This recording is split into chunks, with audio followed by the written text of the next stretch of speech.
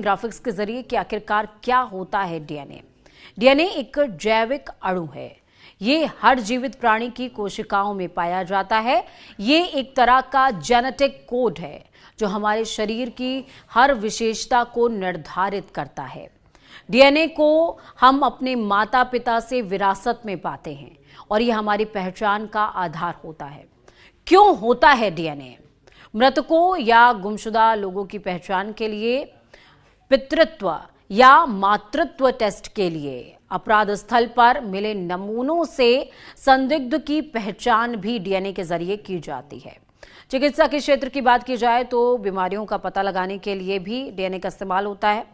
अब आपको बताएंगे कि डीएनए टेस्ट की आखिरकार चुनौतियां क्या क्या हैं।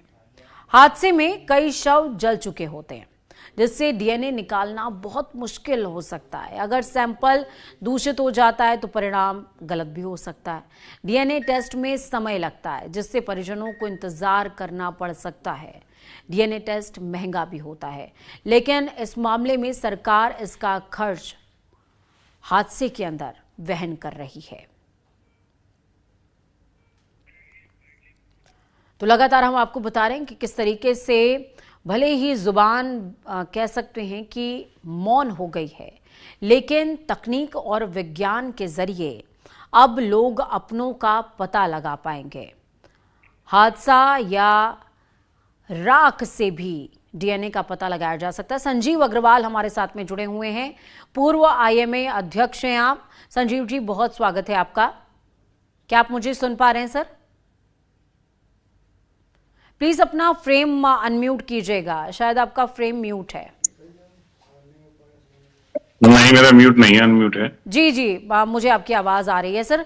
सर, मेरा सबसे पहला सवाल, प्लीज तमाम दर्शकों को एक्सप्लेन कीजिएगा कि डीएनए जो है वो एग्जैक्टली क्या प्रोसीजर होता है, क्योंकि अगर हम अहमदाबाद हादसे की बात कर लें तो अहमदाबाद हादसे के बाद जिस तरीके से शवों की कंडीशन है, गृह मंत्री ने खुद आगे आकर के, अमित शाह ने आगे आकर के बोला कि अब डीएनए सैंपलिंग करवाई जाएगी और परिजनों का पता लगाया जाएगा कि आखिरकार किस व्यक्ति की आइडेंटिटी एग्जैक्टली क्या थी।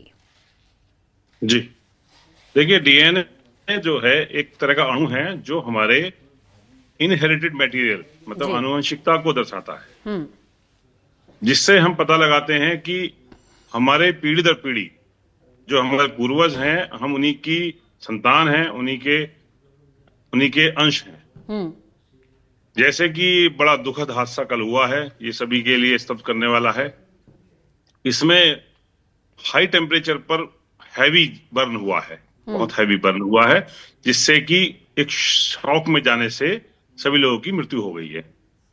ऐसे में 2-3 रास्ते ही बच पाते हैं जो नॉर्मली डीएनए को से उनके पारिवारिक आनुवंशिक रूप में बताएंगे कि ये किसकी बॉडी है और कौन लोग इनके रिलेटिव हैं। तो इसमें नॉर्मली तरीके से डीएनए जो लिया जाता है सैंपल, वो 3-4 तरीके से लिया जाता है। एक तो सलाइवा से लिया जाता है, और सलाइवे के साथ साथ आपका बकल म्यूकोजा से लिया जाता है, जो हमारी चीक के नीचे लेते हैं, गाल के पास से, वो हम स्वैब लेते हैं, उससे हम उसका पता लगाते हैं। उसके बाद हम पता लगाते हैं सीमन से पता लगाते हैं, हेयर से पता लगाते हैं और अंदर ऑर्गन से पता लगाते हैं।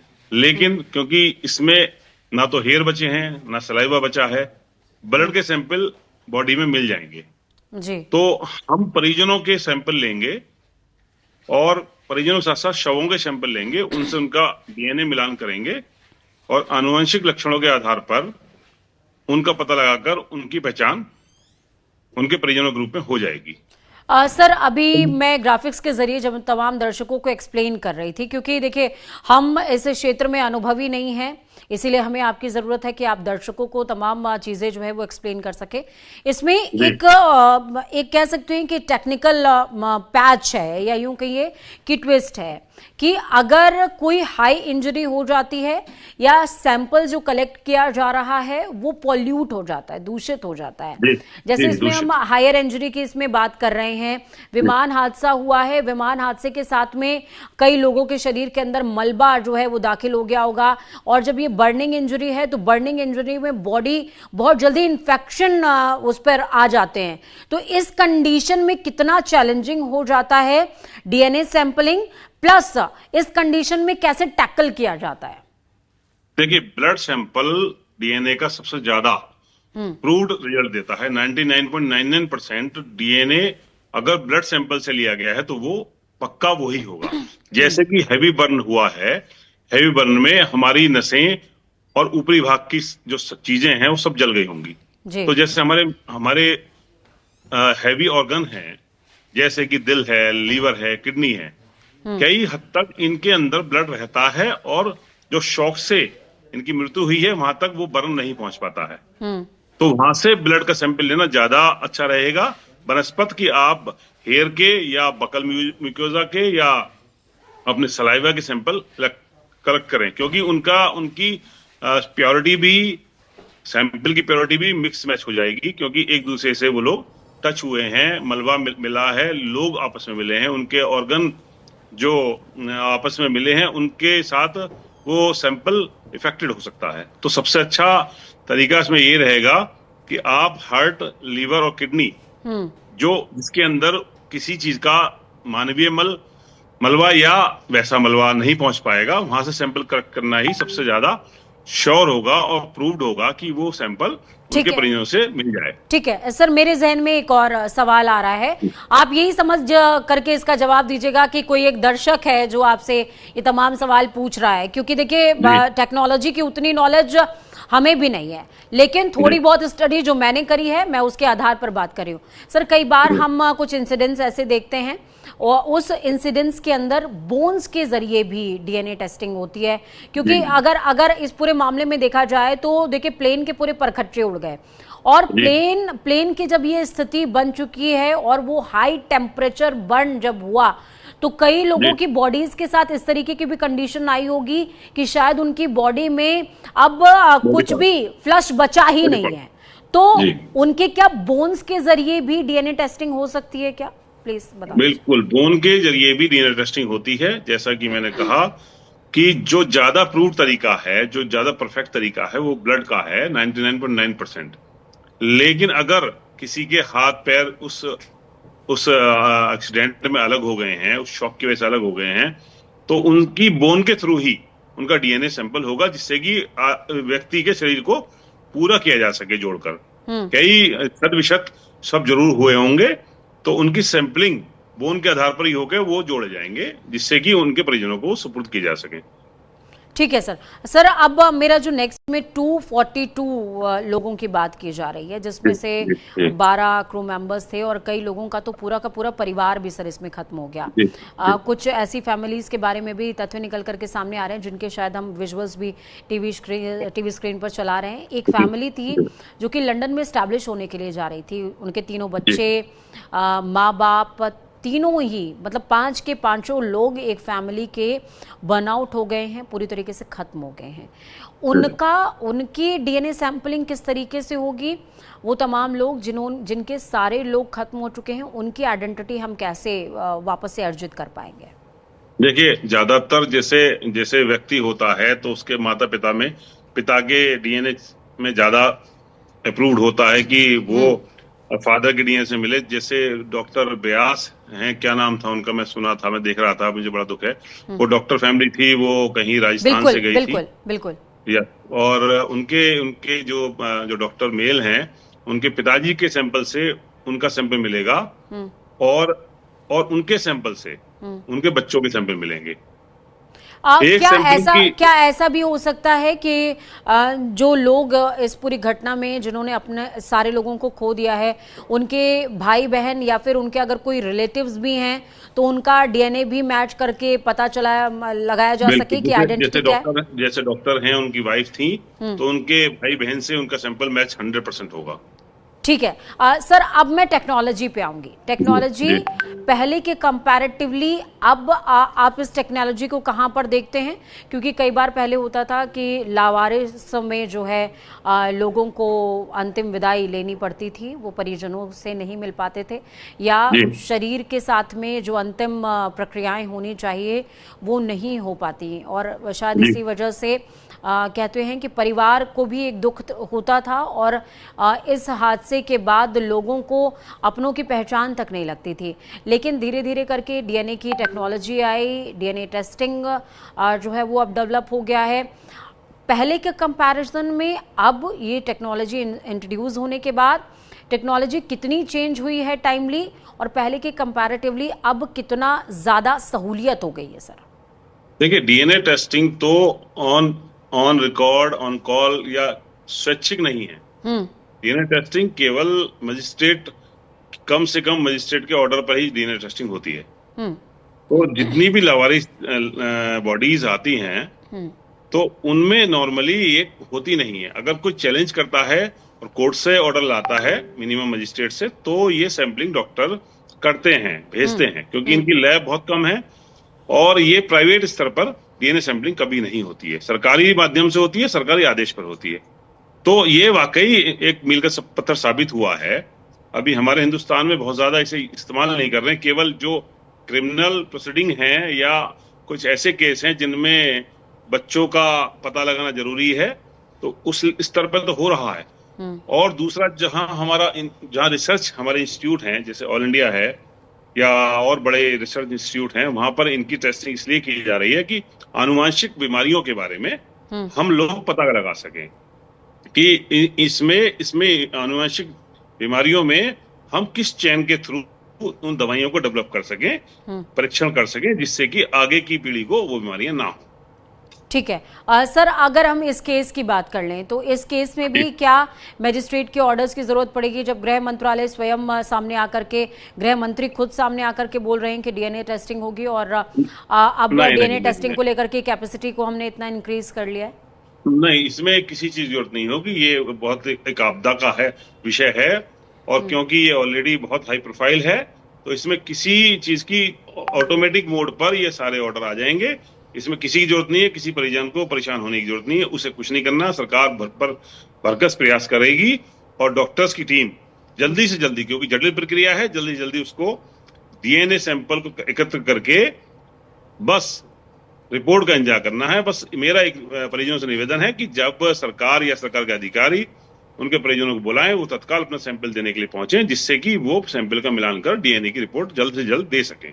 ठीक है सर, अब मेरा जो आपसे सवाल रहेगा, सवाल ये है सर कि अभी इस हादसे के बाद हम रिसेंटली देख रहे थे कि किस तरीके से परिजनों में जो है वो ऊहापोह की स्थिति। हालांकि ये घटना वाकई बहुत दुखद है, लोग परेशान इस बात को लेकर के भी हैं कि उनको उनके परिजनों का कम से कम आखिरी बार देखने का मौका तो मिले, लेकिन कई परिजन इसमें ऐसे भी होंगे जिनको शायद अपने वापस नहीं मिल पाए, पूरी बॉडी वापस ना मिल पाए। देखिए, ये कम्युनिकेशन हम इस्टेब्लिश कर रहे हैं, उस समय भी मुझे थोड़ा सा कह सकते हैं आप कि मैं अपने आप में नहीं हूँ। देखिए, कुछ परिजनों को उनकी जो डेड बॉडी है वो भी छत विछत अवस्था में मिलेगी, प्लस उसके अलावा जो है कई लोगों को कंप्लीट बॉडी भी शायद ना मिल पाए। बिल्कुल सही। उनके लिए ये कितना बड़ा टास्क है, प्लस वहां पर जो लोग इन परिजनों को टैकल कर रहे हैं सर, उनके लिए ये आप कितना बड़ा टास्क आप समझते हैं? कि मैं आपको ये बता देना चाहता हूँ, जो बॉडी रिकवर हुई होंगी उनको किसी को भी पहचानना लगभग नामुमकिन है। केवल और केवल कुछ जो शव हैं जिनके पास ऑर्नामेंट्स हैं या कुछ कड़े हैं या ऐसी चीजें हैं जो जलने फूकने में जल फूक नहीं पाई, उससे तो एक बार को पहचान हो सकती है। बाकी चेहरे से या किसी शरीर के हाव भाव से मुझे नहीं लगता कि परिजन उनको पहचान पाएंगे। वाकई बहुत ही दुखद है। अगर आप वहां होती या मैं वहां होता तो शायद हम और आप अपने आंसू ना रोक पाते। बिल्कुल, क्योंकि कई बार हमारे साथ ऐसा हुआ है, कई बार एक्सीडेंट हुआ है और स्ट्रॉन्ग बर्न, हेवी बर्न हमारे पास आए हैं, तो कई बार डॉक्टर्स भी जब उस क्षेत्र में जाते हैं, क्योंकि ये कभी कभी होता है ऐसा। सर, तो उस क्षेत्र में आप जाते अगर हैं तो अपनी हमारे लाइफ का कोई आंसू बहने लगते एक्सपीरियंस जो है वो शेयर करना चाहें हमारे साथ, कि हैं। कभी कोई मैं ऐसा बताता हूँ। एक्सीडेंट हुआ हो या तमाम चीजें, तो आपने वो हाँ, मंजर एक देखा अभी हो। अभी 2 साल पहले एक बस में सिलेंडर फटा था जी। उत्तर प्रदेश में। जी। तो मैं वहीं पर था, अचानक से मुझे कॉल आई कि इमरजेंसी हेल्प के लिए डॉक्टर चाहिए। एक छोटा जिला था, उस जिले में हम रेस्क्यू के लिए फौरन गए प्राइवेट टीम लेकर। तो लगभग उस बस में 70 लोग थे। हम्म। 70 के 70 हैवी बर्न के शिकार हुए थे। हम्म। तो हैवी बर्न में उसमें एक दो कैजुअलिटी भी, 2-3 कैजुअलिटी भी हुई थी, लेकिन जो बाकी बच्चे बच्चे भी थे, बड़े भी थे। तो उस वार्ड में घुसने के बाद मुझे नहीं पता कि मेरे आंसू कब बहने लगे। और एक तरफ से मैं अपना आंसू रोक रहा हूं और दूसरी तरफ से उन बच्चों को और बड़ों को, क्योंकि उनके ना कपड़े थे ना उनके पास कुछ था, सब सब ऑलरेडी बर्न हो चुके थे। और जितने भी मेरे साथी थे, कुलीग थे, उनकी आंसू आंसू नहीं रुक पा रहे थे। हम्म। आप सही समझिए, जब वो इतने बर्न में जिंदे थे तो हम आंसू नहीं रोक पा रहे थे। जब हम इतनी सारी बॉडी देखें कि 250 के आसपास, तो वो कितना दुखद हो सकता है। उनके परिजन, हजारों लोग, कितना पूरा देश ना आंखों में अपने नम आंखें लेकर बैठा हुआ है।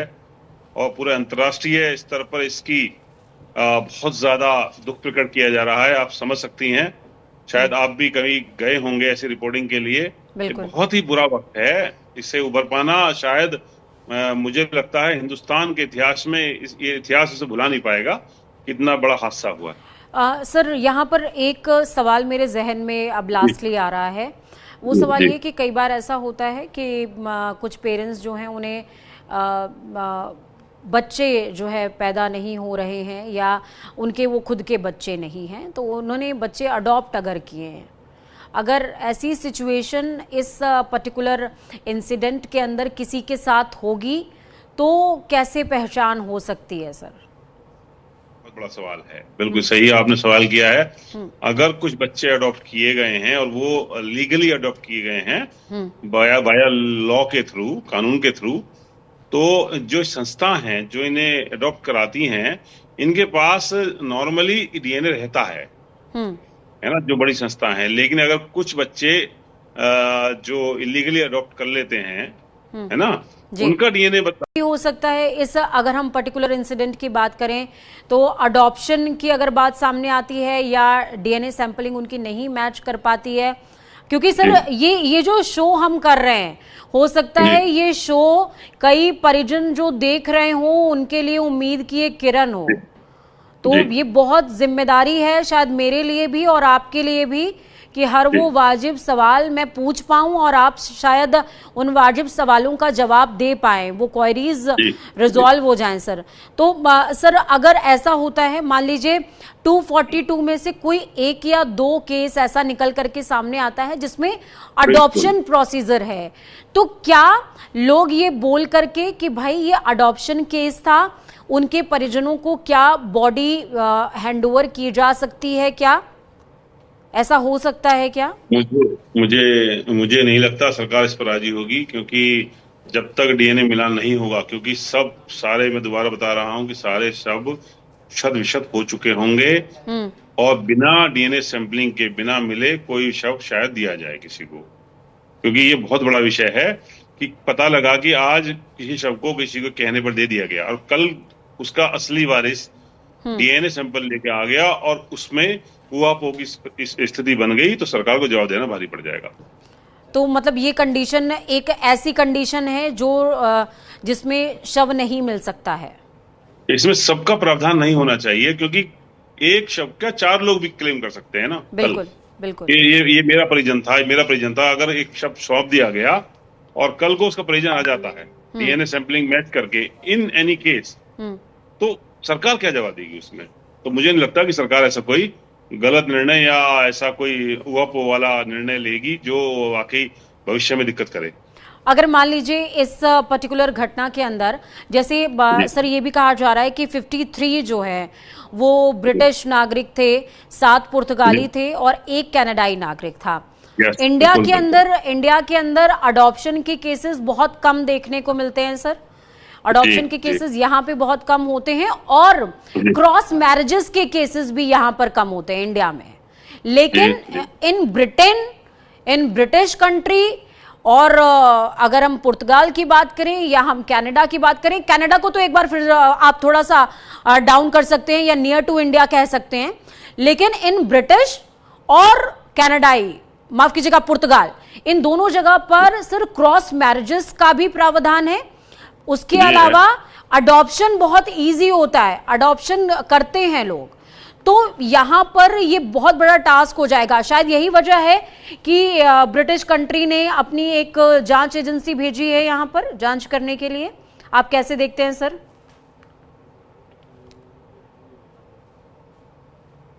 शायद नेटवर्क थोड़ा सा वीक है। देखिए ये सवाल बहुत इंपॉर्टेंट है, हो सके तो मेरी टीम से मैं कहूंगी कि संजीव अग्रवाल जी जो कि आईएमए के अध्यक्ष हैं उनके साथ में वापस से कनेक्ट कीजिए। ये सवाल बहुत इंपॉर्टेंट है और इस सवाल का जवाब आना चाहिए। लगातार हम बात डीएनए टेस्टिंग पर कर रहे हैं, हम बात ये कर रहे हैं कि शव बेजुबान जरूर हो सकते हैं, लेकिन डीएनए पहचान के जरिए बहुत से ऐसे आंसर हैं जो सामने आते हैं। फिलहाल इस सवाल का जवाब नहीं मिल सका है। संजीव जी हमसे डिस्कनेक्ट हो गए हैं। तो न्यूज़ इंडिया ये उम्मीद